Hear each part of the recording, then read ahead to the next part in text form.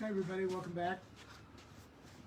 The This Sikha that the Rebbe spoke about, he spoke on Rosh Chodesh Elul, the first day of Rosh Chodesh Elul, which will be today. He said it in 1987 at a Farbrengen. I'm going to talk a little bit about the idea of a Farbrengen. What is a Farbrengen? Farbrengen. So a Farbrengen is, I think, a uniquely Chabad institution. I don't think I've ever heard of anyone else, any other group in Judaism that has Farbrengen. Now they all have Farbrengen, but it was a unique institution. It was not a shiur, a lesson, or a class. It was a unique invention. What is a Farbrengen?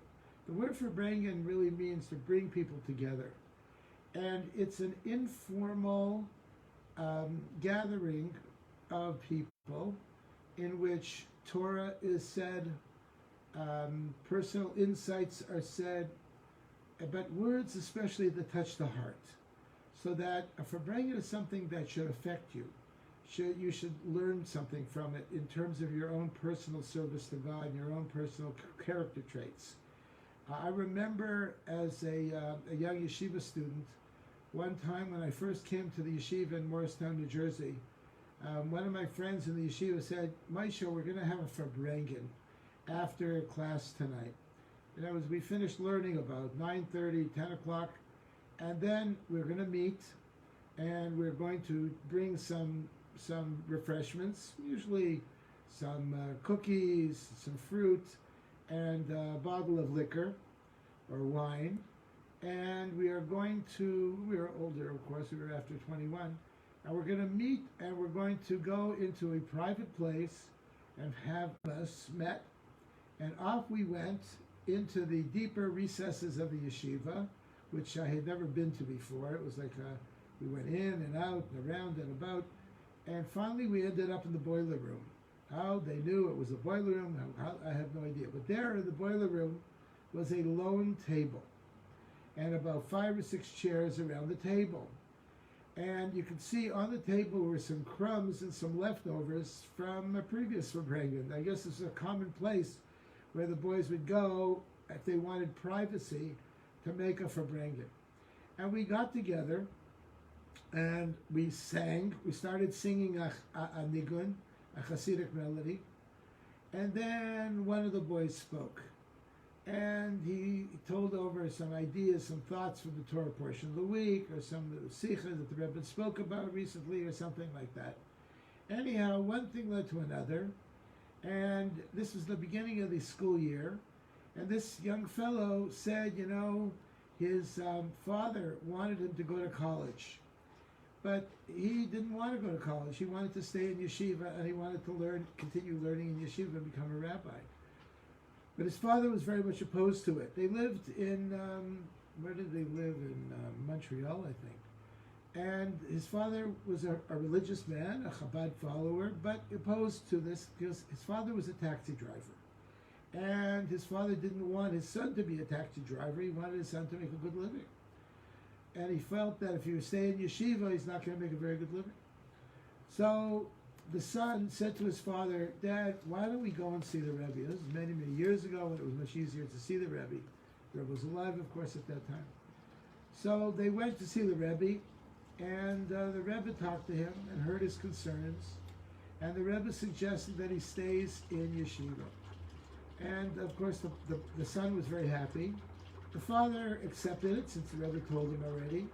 And that was that. And here the boy was in yeshiva, happy as a lark.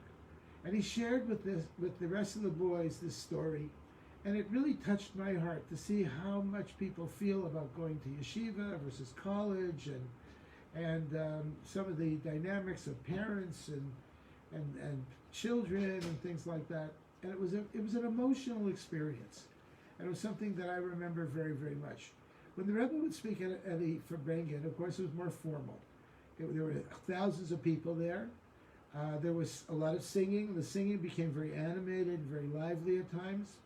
And the Rebbe spoke sichas at the Farbrengen, which were more discourses like we're talking about now. He spoke mamarim, which were much more deep mystical discourses.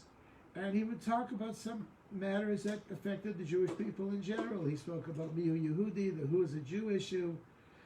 He talked about the war in 1967, just before the 67 war started. He talked about the war in 73. He spoke very much about Israeli current events, what was going on over there. If there were issues here in America that were a concern to him, he spoke about that. A moment of prayer or a moment of silence in the public schools. He talked about how we need to teach our children, both Jews and non-Jewish children, that there is an eye that sees, an ear that hears, and everything is recorded in a book. There's accountability, in other words, for what we do. And he spoke about that quite a bit. There were many issues that were very near and dear to the Rebbe's heart. Of course, A'Havat Israel, love and fulfill the Jew, and the mitzvah campaigns that he started, having a mezuzah on your door and keeping kosher, and Taras Mishpacha, family purity, etc., and many of the other things, having Jewish books in your home. He spoke about these things as well. And it really captured the attention of everyone there. The Rebbe's Farbrengens were held in Yiddish, the old language of the Jewish people, for hundreds and hundreds of years. He spoke about that. So today, Jewish people also have Farbrengens. We get together before a holiday or on a holiday. We get together Shabbos Mevorachim, or the Shabbos that we bless a new month. And in general, just a few people, 2-3 people together, could sit down over a bottle of Shivas Regal or a bottle of wine and have some herring there and sit and talk and share words of inspiration, share words that will touch the heart. And this is the idea of a Farbrengen. I remember years ago we had the famous Mashpia, Rabbi Mendel Futterfest, who came to our community in San Diego. And Rabbi Mendel was an old Russian Jew. He came to our community, and he was going to make a Farbrengen in the evening. So I figured, what do you serve a Russian at a Farbrengen? Herring and liquor. So I got myself a bottle of liquor, and I got some herring, and I put it in front of Reb Mendel, and he started to talk, and he spoke, of course, in Yiddish, and we translated it to everybody who was there. And it was interesting, though, he never ate any of the herring. I ended up eating all the herring. But that was another story. But nevertheless, the words of such a holy man really touched everybody's heart very, very much. So this is what a Farbrengen is. A Farbrengen can be a lot of people or just 1 or 2 people. Just a few people sitting around a table and sharing words that really affect us. Anyways, so at this Farbrengen, the Rebbe spoke. He says, we have spoken many times concerning the greatness of the unity of Jews. How important it is for Jewish people to come together. It's the idea of a Farbrengen, which comes to expression in an open manner in a Farbrengen of many Jews. So when the Jews have a Farbrengen, it's the epitome of unity of the Jewish people. On the other hand, each Jew is a being unto himself. So besides the fact that when a lot of people come together in unity, this is a very special thing. This is called Berov Am Hadras Melech, that with many people, God is beautified. That God loves it when a lot of people come together and join together. But nevertheless, each and every Jew is very, very special unto themselves. And the proof of this being that we see the difference between 9 Jews and 10 Jews. When we make a minyan, 9 Jews are only 9 individuals, but when you have 10, you have already a quorum, and you can daven, you can pray in a minyan. Until we reach the point where many Jews that gathered together increase the honor of the king, which is the 10th man. That 10th guy shows up to the minyan, and now you can daven. Now you have a minyan. Now you can say many of the prayers that you cannot say without a minyan. In contrast to this, we see that there has to be the aspect of unity as well. There has to be the carrying out of the command, love your neighbor as yourself. The truth of the matter being that the Jewish people are one being, like one body. So when we daven together, for example, in a minyan, we all answer to Baruch Hu at the same time, to Kaddish at the same time, to Kedusha at the same time. All of these things we join together as one. On Friday night, if you don't have two people, you don't say V'yachulu. On Friday night after the Shemona Esrei, you need at least two people together to say V'yachulu because they both testify to God's resting on the Shabbos. Without two, you really can't say it. People ask me all the time, can I say Kaddish if there's no minyan? Well, in reality, Kaddish does not have God's name in it, so technically you could. But does Kaddish accomplish what it's supposed to accomplish in terms of praying for the person's soul that it's said over? No, it does not accomplish it. So therefore, if you want to say Kaddish for someone, you need a minyan to say Kaddish in order to affect what you want to affect, to raise up the level of the soul of the person. Rebbe continues, in contrast to this, we see that there has to be the aspect of unity. There has to be the carrying out of the command, love your fellows yourself. Also in Torah, there are differences as well. There's the revealed Torah, and there is the hidden Torah. There is Nigla b'Torah and Nistar b'Torah. The revealed aspects and the hidden aspects. What are the revealed aspects? This is the Talmud, the codes of Jewish law, the Midrashim, various parts of the oral Torah. This is the revealed aspects, Nigla the Torah. But there's also Nistar the Torah, the hidden aspects, which is Kabbalah and Hasidic philosophy. And this is the hidden aspect that is underneath the surface. In addition, there are 4 different levels of Torah study called Pardes. Pshat, the simple interpretation. Remez, the hinting or allegorical level of interpretation. Drush, which is homiletics, the stuff that rabbis' sermons are made out of. And Sod, which is the secretive or the deeper Kabbalistic aspects. Together they form the word Pardes. Pshat, Remez, Drush, and Sod, Pardes. And within Pardes, again, you have those 4 different levels. And you find among people that people study different aspects of it. There are some people who are very comfortable with the level of simple interpretation of Torah. Pshat, that's what they feel most comfortable in. Others go deeper. In addition to that, there are 600,000 explanations found in Torah. There are corresponding 600,000 Jewish souls in existence. As it says, Yeshisha Ribu Oisus Torah, there are 600,000 letters in the Torah corresponding to the 600,000 Jewish souls in existence. The difference of 600,000 is also connected with 600,000 souls in Israel. The 600,000 levels of interpretation correspond to the 600,000. There's also an expression, Yeshisha, that there are Yeshivim Panim LaTorah. There are 70 different faces to the Torah. Within those, there are 70 different levels of explanation as well. So we find that there are differences in the preferences of learning among different people within all the paths of Torah. Some people enjoy Pshat, others Drush, etc. Some people prefer this level, other people prefer that level. Some people are perfectly happy studying Gemara a whole day.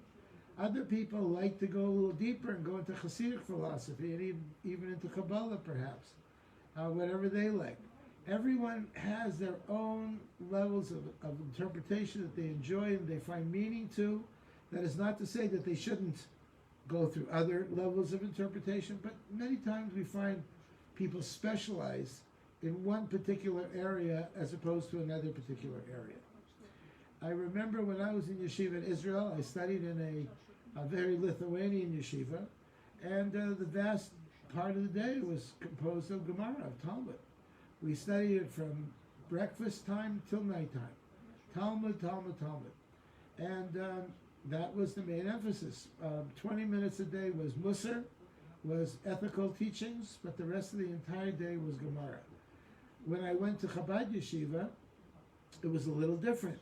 We studied Hasidic philosophy an hour and a half in the morning, and Hasidic philosophy an hour and a half at night, and we learned 6 hours of Talmud a day, which is considered quite a bit also.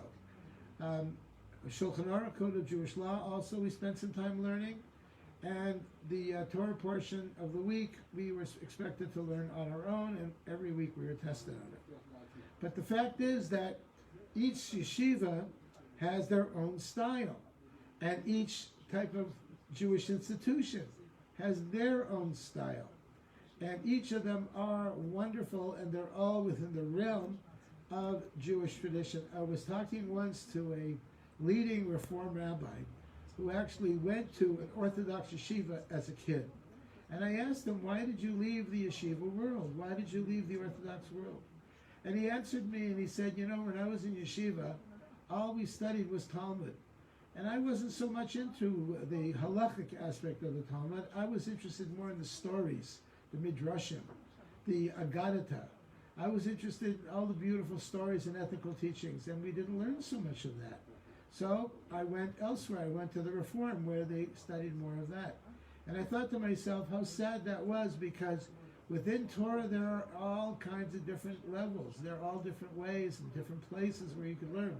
Perhaps if he would have gone to another yeshiva, perhaps like mine, where we learned Hasidic philosophy and more ethical teachings and more mystical teachings, maybe he would have enjoyed that a lot more, and he wouldn't have gone. He wouldn't have left the Orthodox movement. I don't know, but we all have Torah within our hearts, and all different levels of Torah that interest us. And again, it's not to say that we shouldn't do other things as well. Of course we should, but nevertheless, there's certain of us that prefer this, others of us prefer that. There's some of us that are more Talmudic experts and Talmudic scholars. Others of us are more interested in Jewish law, the nitty-gritty of Jewish law. And others tend to be more in the mystical aspect. Chabad enjoys very much more the mystical aspect. That's not to say that we don't enjoy Talmud also and study Talmud. Of course, I'm almost completing the entire study of the Shas, of the entire Babylonian Talmud myself, and I'm a Chabadnik. But nevertheless, I enjoy all different levels of Torah study, whether it's reviewing the Torah portion daily, each day, or studying Hasidic philosophy, or the Rambam, Maimonides, or Talmud, whatever it may be. Within Judaism, there are many, many, many different areas within Torah study that you can do, and depending on what you're interested in, what you're drawn towards, what you enjoy. And this is something that everyone should say. We shouldn't say, well, all we study here is Talmud, or all we study here is one thing or the other thing. No, they're all important, and they all have a place there for you and for your interests. Now, if you are not being satisfied with your rabbi's study schedule, ask him for another study schedule. Tell him what you're interested in. And I'm sure your rabbi probably will be happy to direct you to places that would be of more interest to you. Sometime, I remember when I was in yeshiva, we would have boys who would come to us from the non-Hasidic world, and they came to us because their rabbi would say, you know what, this place is not for you. You should be more in terms of a Chabad place or another type of style of study. Our place is not for you. That's fine. That's fine. Whatever is good for a person, whatever a person enjoys. So let's continue here. He says, nevertheless, there is also the matter of unity in Torah. Even though all of us have our own particular way, our own particular derech, as they say, but the idea of unity, that we are all one, is extremely important. For example, you find that in the Jewish world today, you have groups that make a siyum. For example, in Chabad, every year we make a siyum on the entire works of the Rambam, the Mishnah Torah. And they get Madison Square Garden or whatever it may be, and they have a big occasion, and they make a siyum on the Rambam every year. In the Lithuanian world, in much of the other world, they make a siyum on Shas, on the entire Talmud, every 7 years, where they complete, thousands and thousands of people have completed the entire learning of the entire Babylonian Talmud. So they rent out the Yankee Stadium, one of these big places, and tens of thousands of people come together, actually hundreds of thousands all over the world, to celebrate this milestone. And it's an important thing to have unity, to have all the Jewish people learning the same thing and doing the same thing is also a very important thing. The Rebbe says the point of the matter being that having both differences and unity are not contradictory to each other. Just because you like that and I like this doesn't mean that we can't be united. On the contrary, each one complements the other. Since you are learning that and I'm studying this, all together we're doing everything. We're doing the whole Torah. In Torah, the unifying point is to do all mitzvahs and an awareness and fear of God. So by all of us doing all kinds of different things, we're all sharing it together. You know, there is a Jewish custom that when someone passes away, the family appoints different people to study different Mishnayos, different Mishnahs, Seders of Mishnah, tractates of Mishnah, so that at the end of the Shloshim period, the end 30 days after the person passed away, you make a siyum, a conclusion over the entire Mishnah, all the Mishnahs of the entire Talmud.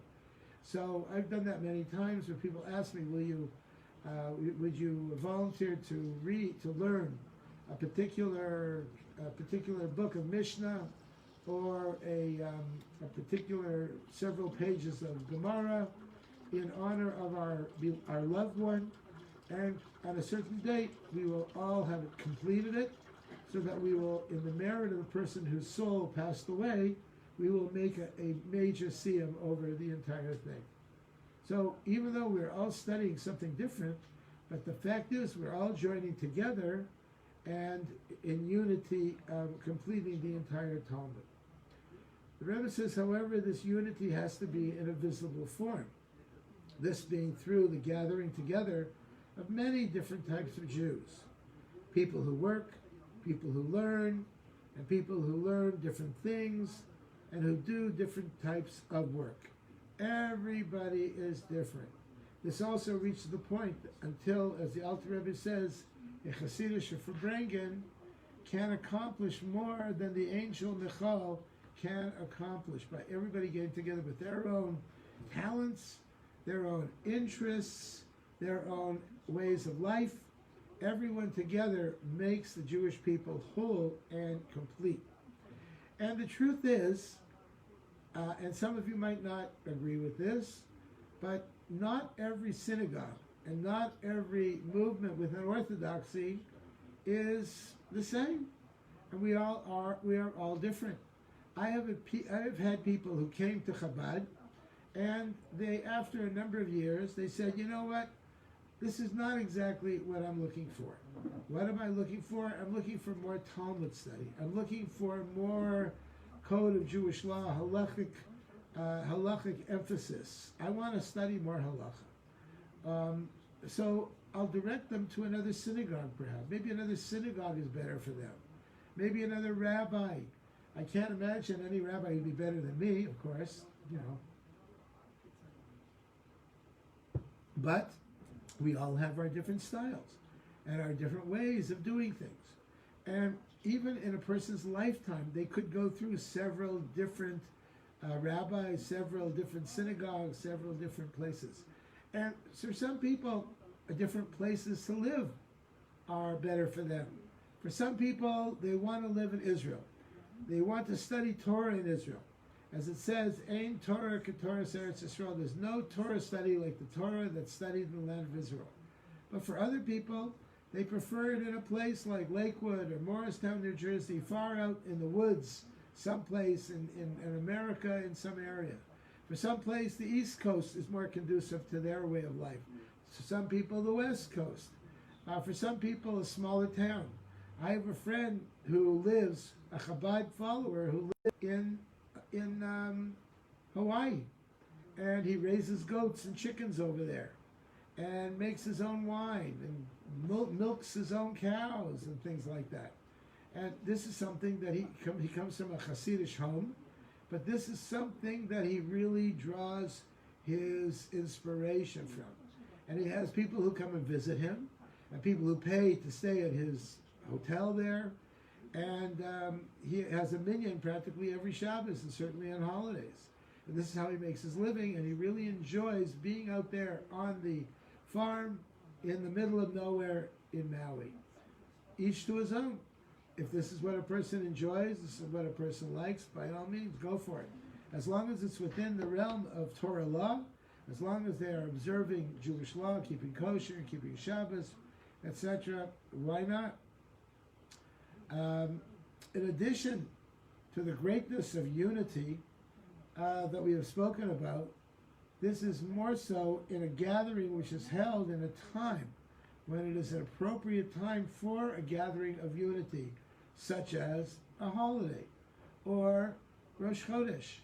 On Rosh Chodesh, we all come together, we join together in unity. In fact, it's interesting, even synagogues that have a hard time getting a minyan every day, on Rosh Chodesh, the beginning of the month, it's much easier. People want to come to shul on Rosh Chodesh. Why does a person want to come to shul on Rosh Chodesh when they don't come during the rest of the month? Well, there are certain special prayers that are said. There's a special Torah reading that's said. We say Hallel, we say Musaf on Rosh Chodesh, of course, and a person wants to say that. But I think also there's the aspect of the new month is coming, and we want to share it with other Jews. We want to join together with other Jews. And this idea of coming together is a very special thing. Many years ago, when I was the campus rabbi at San Diego State University, we had a young girl, a student, who started coming around. I met her on campus. She was enrolling as a freshman, and she started to come on Friday night for services. And after a few weeks, we got talking. And I asked her to tell me a little bit about your life. Tell me about your background. So she told me non-religious Jewish home out in the San Fernando Valley of Los Angeles, in a place called Tahunga, which I'd never heard of.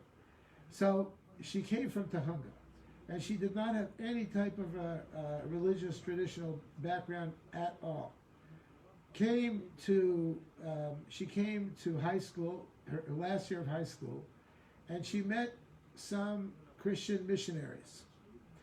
And I don't exactly which group it was, but she met these missionaries.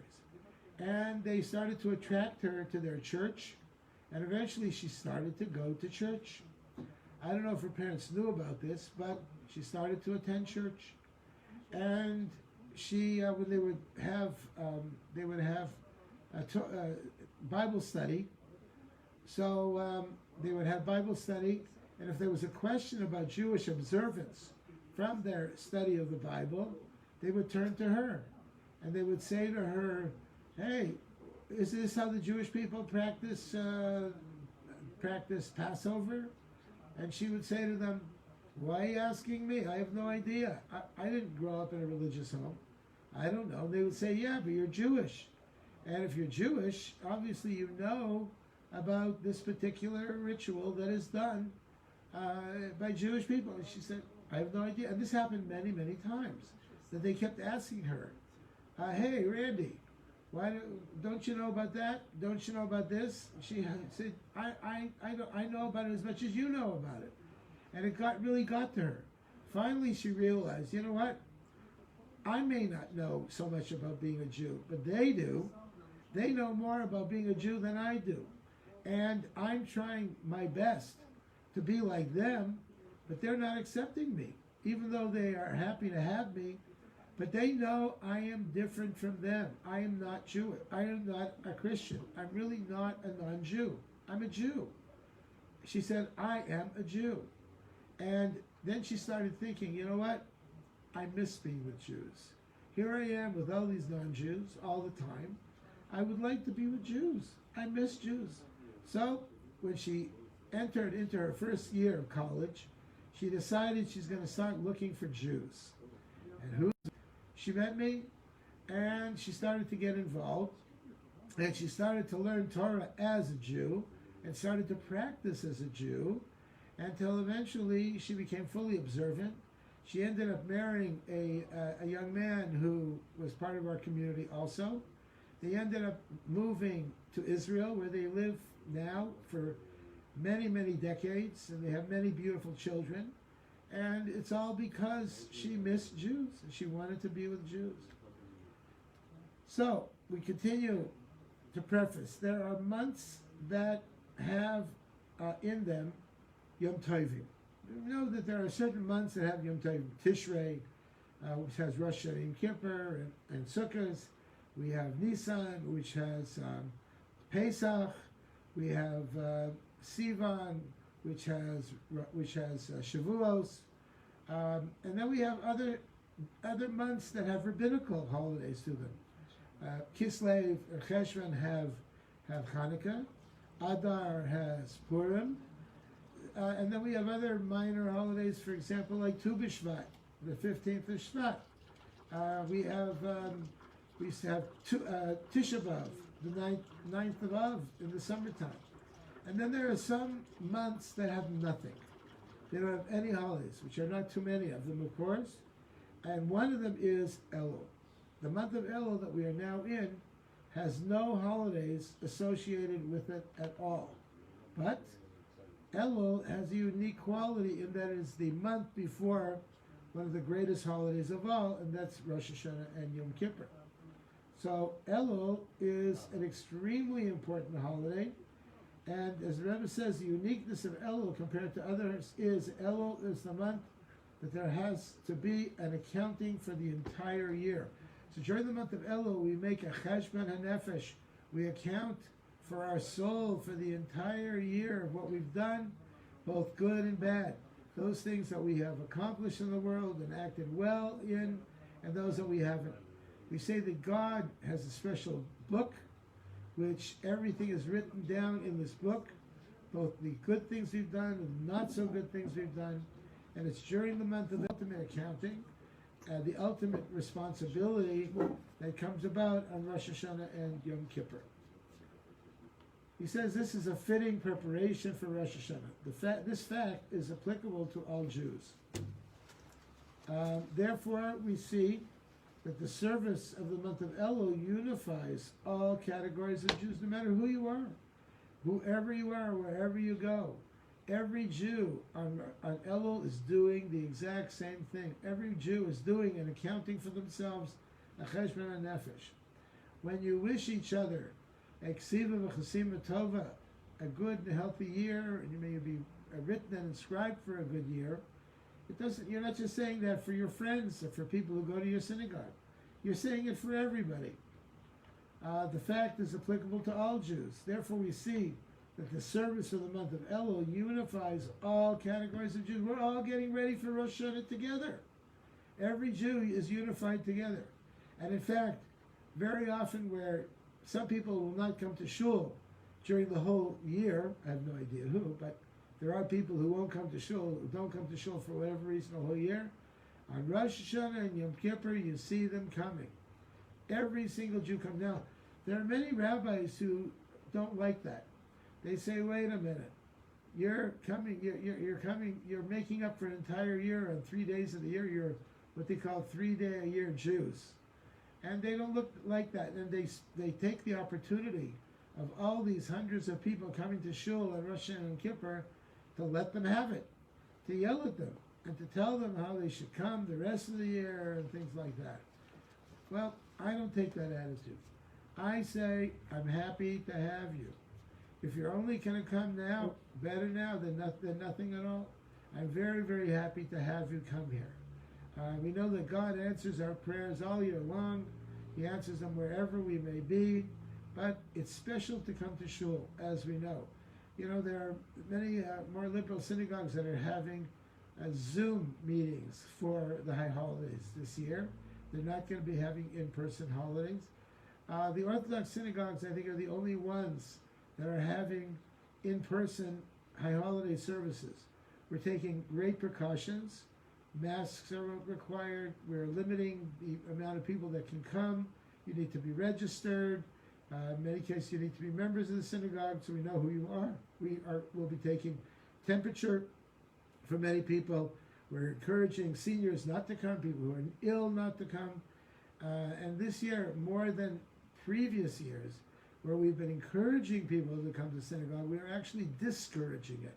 We're saying, listen, if you are not well, or if you're older, if you have diseases or medical conditions, it's probably a good idea not to come to shul this year. Shul this year will be for people who are healthy and well. Our services will be much shorter. There'll be less singing, more complaining, because wherever you're going to have Jews coming together, there's going to be complaining. There'll be more complaining, I'm sure. But this is what we're going to do. And we're not alone. Every synagogue is having the same thing. We're having services only outside this year. So, and some synagogues are not even allowing people to use the bathrooms, but we are. So the fact is that Rosh Hashanah Yom Kippur is a time uniquely that people do come together, and everyone is together, no matter who they are, from the most religious to the least religious. We all join together. It continues that we see that the service of the month of Elul unifies all categories of Jews. Although the accounting that we do is different each year, each one and every year, nevertheless the goal of each person is the same, that we're all seeking forgiveness from God, and we're all connected with God, so that our service to God here in University City affects the land of Israel. A Jew putting on tefillin in San Diego helps Israel, that they should prevent acts of terrorism over there. So wherever we are, a Jewish person doing a mitzvah one place affects a Jewish person in another place. And we are all in this together, as they say. All the ads these days that are running, we're all in this together. Well, we are, especially now. All the Jews especially are in this together. Today, this year, all of humanity is in this together. The goal of each person is the same. More importantly, each Jew is given a good sealing immediately on Rosh Hashanah. All Jews are sealed for a good year. God forgives each and every one of us. To explain in more detail, the unity of Jews brought about by the service of Rosh Hashanah is as follows. Our sages tell us that a scholar, a Talmid Chacham, who is involved a whole year in learning Torah, that's what he does a whole year. He's sitting and learning in a kollel or a yeshiva someplace. And Elul, he should limit the amount of time he spends on Torah, listen to this, in order to increase in prayer and in supplications and in good deeds. So during the month of Elul, Torah study is decreased somewhat, and prayer and acts of charity are increased. And that's an important thing to note. We add the prayer, L'David Hashem Ari, found in Tehillim. We say it every morning and every afternoon in our prayers. We increase in our Tehillim that we say. We increase our tzedakah that we give. For Jewish life, it's during the month of Elul. This is a more auspicious time to give more tzedakah, and to pray for those who are ill, and to help other people more than even study of Torah. Because why is that? The Rebbe says an interesting thing. He says in this learning of Torah, there are differences in levels of understanding and abilities. There are some people who are smarter than others, some people who grasp more than others do. Everyone has their own abilities and their own things that they like. But in the realm of prayer, everyone is equal. When I say Shema Yisrael, and another person next to me, 6 feet away from me, says Shema Yisrael, it's the same Shema Yisrael. We're both saying the same thing to God. When we answer Yehei Shmei Rabba Mevorach to Kaddish, we are all doing it together. Is my Yehei Shmei Rabba better than yours? No, it's all the same. When 10 Jews come together and make a minyan, and we all daven together, we all join together, there is a sense of unity that exists that even Torah study cannot accomplish. One of the complaints that people give me all the time is, you're going too fast, or you're going too slow. And I listen to those complaints. I listen to them, and either I slow down or I speed up, depending on what the people want. When someone comes to the shul who leads the services, he'll ask me, fast, medium, or slow? What speed do you want me to go at? So this is important. For some synagogues, they prefer fast. Move it quickly. Other synagogues like it slow and meaningful so they can concentrate more on their prayers, take their time. And others somewhere in the middle. But the fact is to know what speed is this particular minyan. You may go to a synagogue and they daven too fast, and you've spoken to the rabbi about it and it doesn't help. My suggestion is go to another synagogue that was a little slower. Ask the rabbi of that other synagogue, what speed do they go? Are they slower or are they faster? Usually somewhere in the middle is probably best for everyone. But it's important that everyone in that particular minyan is on the same page. We're all davening together because prayer is something that we can all do together and join together in. And the same thing is for, he says, so the Rebbe says here in the learning of Torah there are many differences in levels of understanding and abilities. Whereas in prayer, everyone is equal. In addition to the fact that prayer emphasizes the nullification of one's being to Hashem. What's the whole idea of prayer? To nullify ourselves, to humble ourselves before God, and everyone can do that. All this emphasizes the unity brought about in the month of Elul. And also we find in the giving of charity. Charity is also something that everyone can be equal to. What is the mitzvah of charity? The mitzvah of charity is to give a coin, to give tzedakah once a day, except for Shabbos and holidays. Every day, when you put a dime in the pushka, in the charity box, you will fulfill the mitzvah of tzedakah, just like a multi-gazillionaire. He gives $10,000 or $100,000 to a particular fund. He has fulfilled his mitzvah of tzedakah, just like you fulfilled your mitzvah of tzedakah by putting 10 cents in the pushka. Because tomorrow, both the rich person and the poor person equally have to give tzedakah again. That's not to say that the rich person has to give $100,000 every day, but the fact is he has to give tzedakah. Every Jew has to give tzedakah each and every day. I remember years ago there was a very wealthy man in San Diego who since passed on, and he was complaining to me that so many people are coming to his house to ask for charity. He can't take it anymore. So many people are coming every day. He gets many of them coming. What should he do? He wants to stop giving altogether. I said to him, listen, that's not a good idea.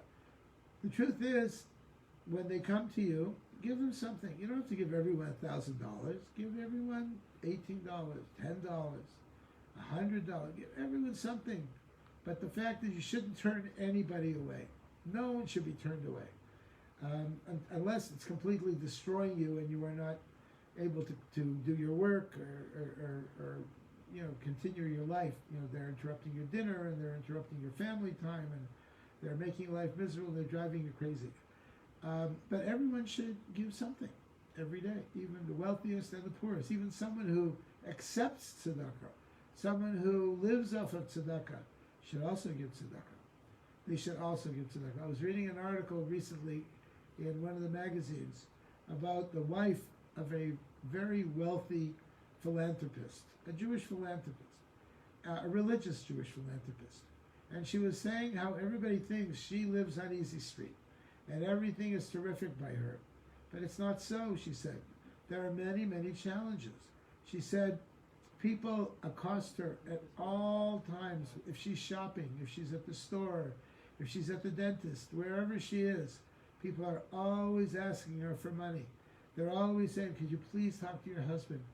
My son is very ill, or I need tuition for my children in yeshiva, and I can't afford to. Please, could you ask him? She has no rest at all. No rest. Her life is one continual people asking her and pleading with her, and she just can't take it. And her husband is very, very generous. Make no mistake about that. Her husband gives very generously.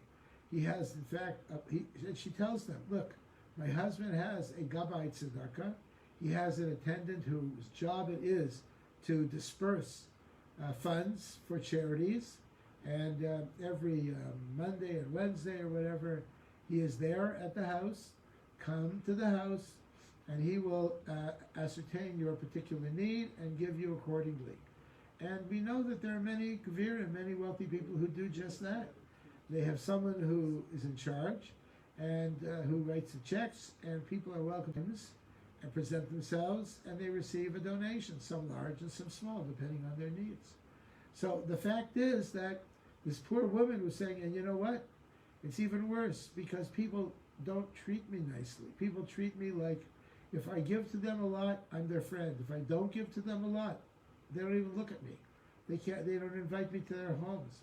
I feel sometimes that I'm being only used as a friend for people's benefit, for people's purpose. People, the teachers in my children's school treat my children differently than they treat other children. And in some homes, they don't even invite my children because they're uncomfortable that my children should see their home is not as nice as my home, so that my kids don't even get invited anywhere. They have no friends. What kind of life is that? So we see that even the wealthy also have their challenges. And as a matter of fact, we're told that there are two types of exile. There is the exile of wealth, represented by the clothes of the Kohen Gadol, the high priest, of gold, the Bigdei Zahav, and the clothes of the Kohanim of linen, the Bigdei Lavan, the white garments. And the Bigdei Lavan were represented poverty, and the Bigdei Zahav represented wealth. And our rabbis tell us which of the two is more challenging, which is the one that is most difficult, and that is generally, oddly enough, the Bigdei Zahav, the garments of gold. When we are wealthy, when we are comfortable, this can be the biggest challenge of all. In America today, in the Western world, we are blessed to live in wealth and in gold. And even those among us who are poor still enjoy comforts of life. We all have an apartment to live in, a nice, comfortable place. We all have running water. My wife always says that the greatest pleasure in life is running water. That we have flush toilets, so we have running water in our homes. We can just turn on the faucet. Instead of the old days, people used to schlep the water from outside and bring it inside the house, and it was such a pain. Can you imagine that? Going to the bathroom outside and have bathing by bringing water in. It's horrible. These days, we have all the comforts of life. You want to turn on a light, you flip a switch, you turn on a light. The comforts of life are tremendous. We don't drive horses anymore. We have nice cars. Even people who are poor still have decent cars to drive, and they get around very quickly. So we have all kinds of wonderful things for us, but the challenges of wealth can be much more difficult in many respects than the challenges of poverty. The Rebbe continues. Another matter that is emphasized in Elul is tzedakah. He's going to talk now about tzedakah. In that, the month of Elul, we are accustomed to increase in the giving of charity. In the giving of charity, of tzedakah, the aspect of unity is brought out in two ways. First is that there is a unification between the great and the poor, between the giver and the receiver. You can't have a giver unless you have somebody to receive it. And the receivers obviously need givers. This leads to brotherhood and peace, that the givers and the receivers are both necessary for each other to accomplish what they need to accomplish. Unity is achieved. This leads to brotherhood and unity. Unity is achieved between them, even though there may be great differences between the giver and the receiver. The giver may live in a mansion, a beautiful, gorgeous home. The receiver might live in a small apartment someplace. But in terms of wealth and in terms of spiritual levels, we all have different levels of where we're at. But the fact is that when it comes to giving charity, we all have that in common. When a person gives tzedakah to someone, you have a share in that person's life. You have affected that person's life, and you should follow up on them. How are they doing? What's going on with them? We find that some of the greatest gvirim, greatest Bali Tzedakah, the greatest people who give charity, take an active interest in the charities that they're supporting or the people that they're supporting as well. And that's a very good thing, that they should be concerned about it, so that even though it might be that the charity is not particularly asking for funds at this time, maybe they're shy, maybe they just asked for funds and they're afraid to ask again.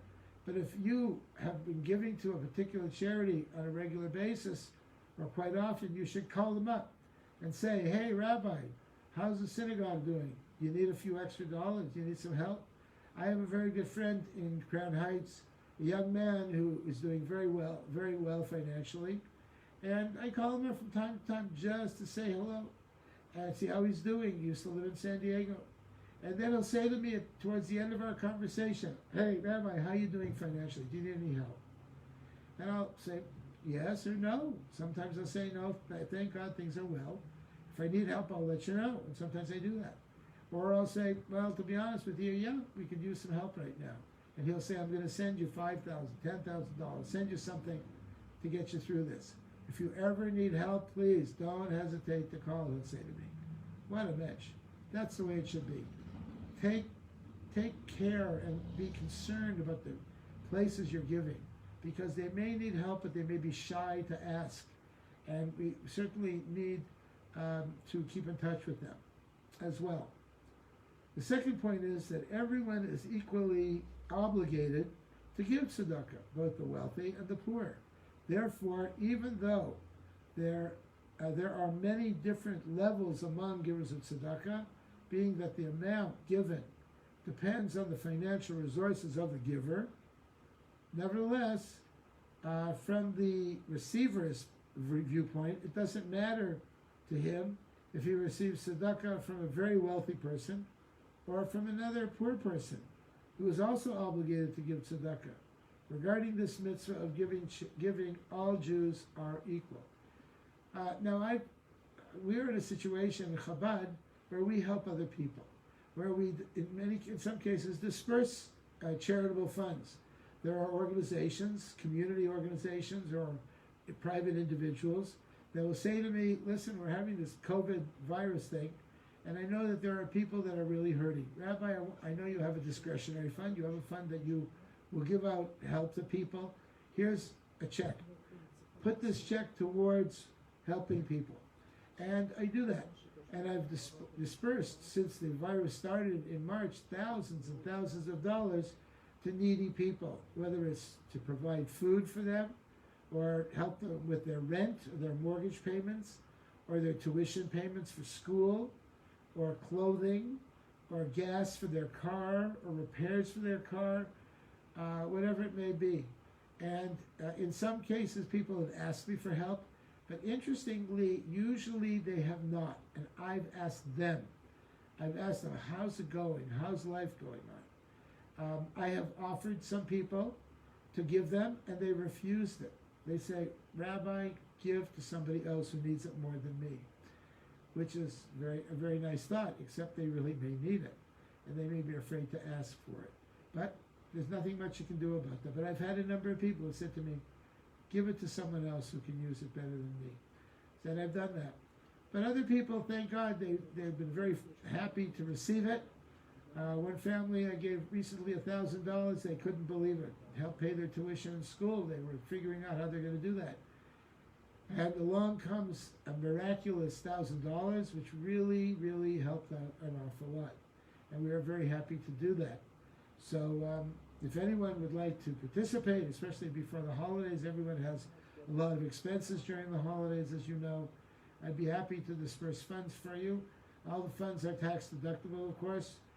We have a tax ID number, and you can send your donations to chabaduc.org/donate, but mark it that it should be for the Rabbi's Fund, the Rabbi's Special Discretionary Fund, and I'd be happy to disperse those funds for you.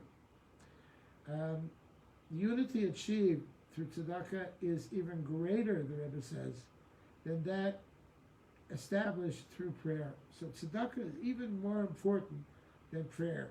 In prayer, there are differences in the various 18 blessings we say in Shemona Esrei, prayers for the 3 weeks, Shabbos and Yom Tov. Throughout the week, there are different prayers that we say for each day, for each week.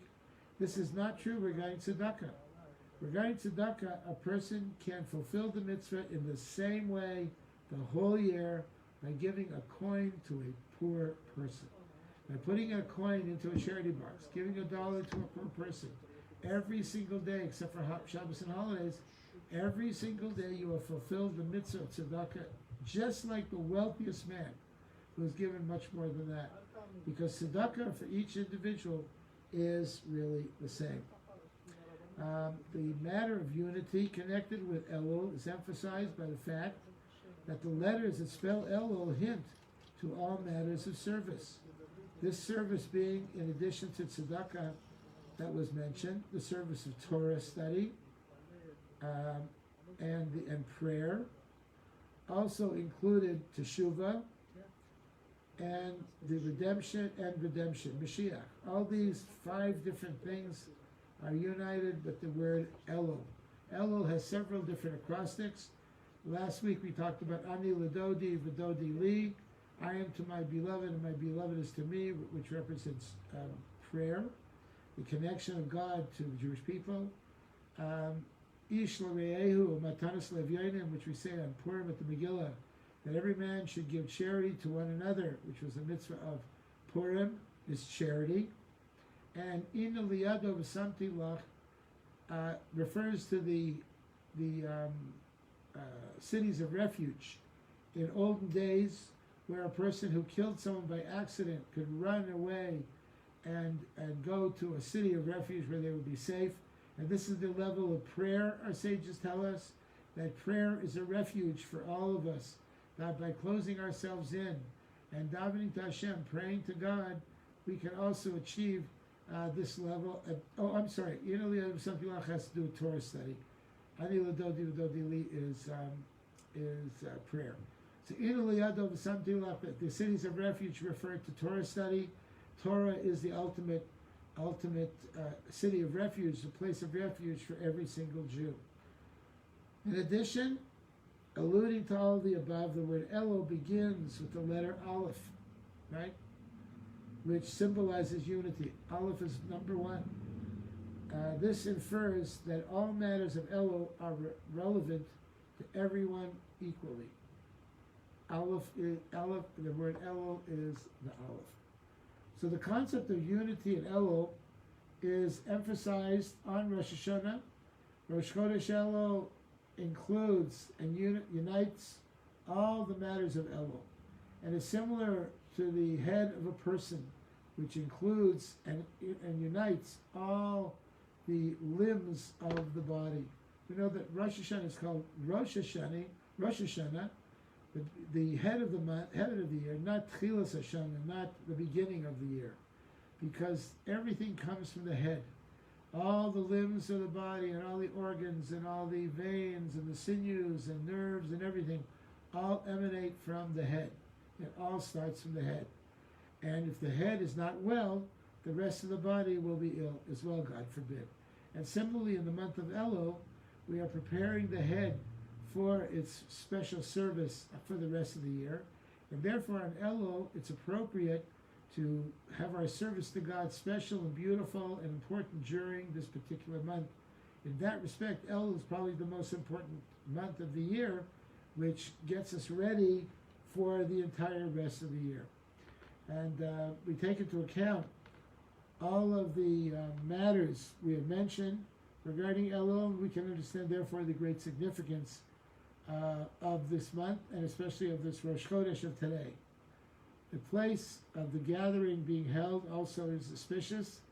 In a synagogue, a beis medrash, a place of Torah study, in which Jews are united in prayer. Again, the Rebbe was talking in 770, Chabad headquarters in New York, a place where Torah is studied, especially that is the synagogue of beis medrash of the previous Rebbe, who lived there. That was his residence as well as his synagogue in Chabad headquarters in 770 Eastern Parkway in Brooklyn, who unites all Jews. Being that action is the main thing, and every person should make good resolutions that he will actually carry out. It's important for us to make good resolutions for the year during this month, through which we will merit to a good and sweet year in physical and spiritual matters. In addition to the most important thing being the redemption through Mashiach, the Rebbe says, all these matters should be done swiftly and quickly in our days. I want to wish you all a Chodesh Tov, a good Elul, and a good new year. I want to remind you all that we do this every Thursday at 11 o'clock on Zoom, and you're welcome to join us. Tonight there's going to be a special Zoom live broadcast on Facebook with Judge Howard Shore. I'm sure many of you were notified about that. That will be at 7:30 tonight. We look forward to seeing you there, and I want to wish you all a good week. Shkoch.